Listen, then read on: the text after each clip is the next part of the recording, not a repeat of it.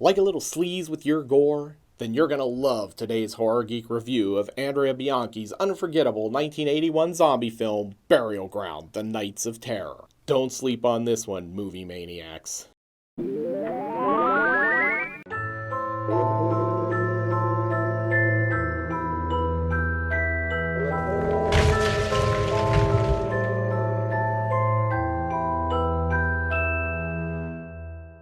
What do you get when you mix gore, zombies, Oedipal urges, and one of the weirdest characters in the history of cinema? Well, you pretty much get Andrea Bianchi's 1981 film Burial Ground: The Nights of Terror. This is one of the most batshit insane movies to ever emerge from Italy, or anywhere else for that matter.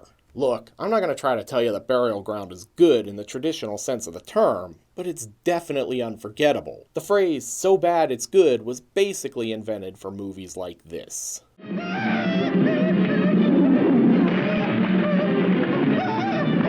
The film opens with this scene of Professor Ayres making some kind of academic discovery. What's his big discovery? Who knows? I'm the only one who knows the secret. Andrea Bianchi and screenwriter Piero Regnoli don't have time for details like that. There's gore and sleaze to get to, and by God, they're gonna get us there as soon as they can. While we don't know what Ayres discovers, we do know that whatever it is, it wakes the dead.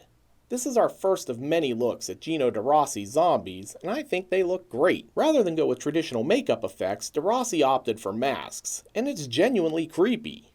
The Walking Dead in this film actually have some personality, even though they're just corpses who never speak. Anyway, Professor Ayres may be an academic, but he clearly missed the day in class where they went over common sense. In a zombie film first, Ayres takes a diplomatic approach with these ghouls. No!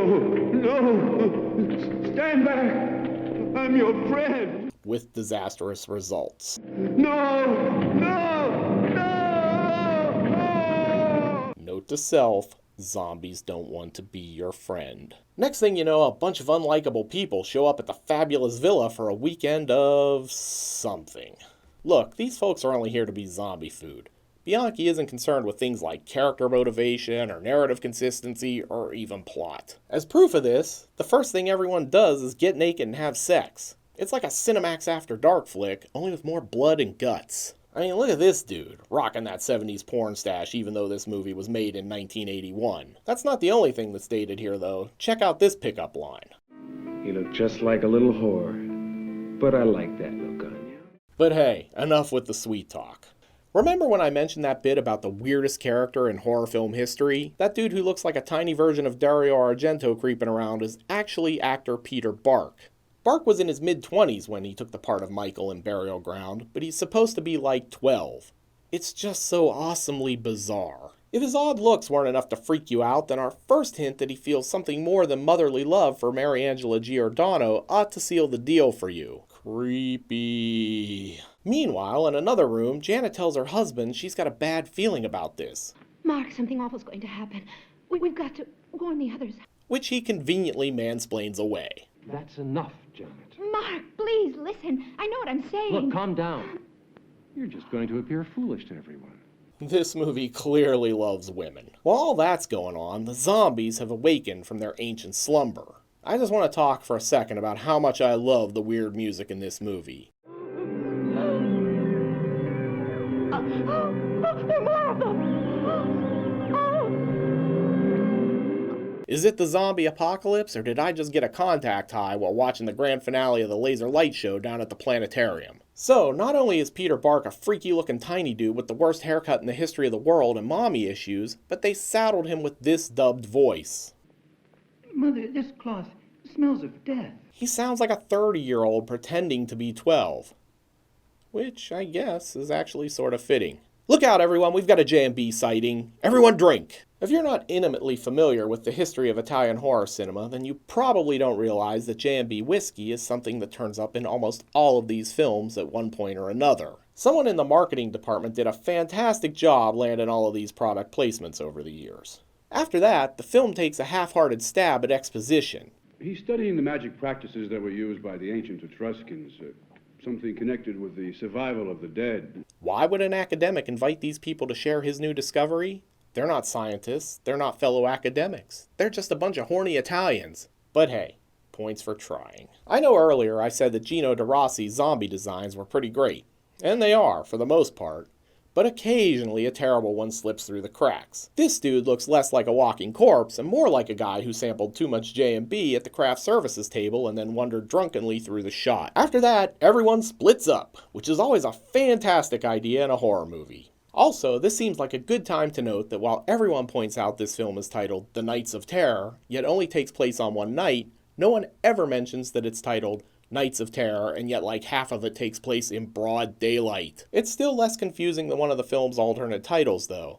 The Zombie Dead just seems redundant. With everyone out and about, we get the chance to see more zombies rise from their graves. Is it just me, or does it look like all these guys were buried approximately 2 inches deep? You could literally trip over them while walking around. That's how shallow their graves are. And just in case you didn't get enough bumping and grinding at the start of the film, there's more! I know what you're thinking, but this isn't Erotic Nights of the Living Dead. We'll get to that movie eventually, I promise. As they flee these shambling corpses, Janet manages to get stuck in a bear trap.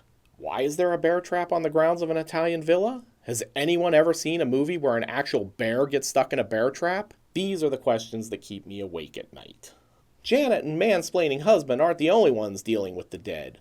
Michael, his mother, and his new stepfather are under siege too.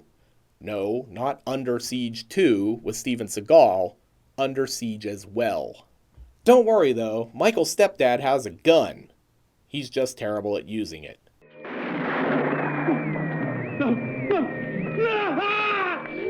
How many bullets does this gun hold? I counted 11. Seems legit. After fleeing the corpses, everyone, at least everyone who's still alive, regroups at the villa, while the undead prepare for the Battle of Winterfell. By 1981, zombies had a pretty well-defined set of rules about how they worked. They shambled around, they ate brains, you could generally only kill them by destroying their brains, although fire works sometimes too, and, well, Bianchi just tosses all that right out the window. Like the zombies in Umberto Lenzi's Nightmare City, the ghouls here can do pretty much anything. Like toss knives with frightening accuracy. Oh, and they climb walls like ninjas, because why not? After some more zombie action, Peter Bark finally makes his move. Let me be the first to congratulate him on getting to third base. Too bad it was with his mother. What's wrong? I'm your son! Actually, that's exactly what's wrong, Pete. After all this incestuous drama, Janet's mansplaining husband comes up with this gem of an idea. Well, let them inside. We can keep out of their reach. They're all so slow. Really, dude? She had a premonition that came true, and your solution in a moment of crisis is to let the zombies inside the house and no one tells you you're an idiot? Before Janet's husband can open the doors and let the zombies in, they break it down with a battering ram.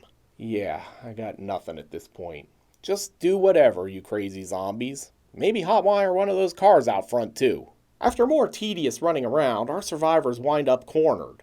Zombie Michael turns up, don't ask, and gives his mom breast reduction surgery with his zombie teeth in one of the film's most infamous scenes. Yeah, I'm not showing that because YouTube will kill me. But see the look on Janet and her husband's faces?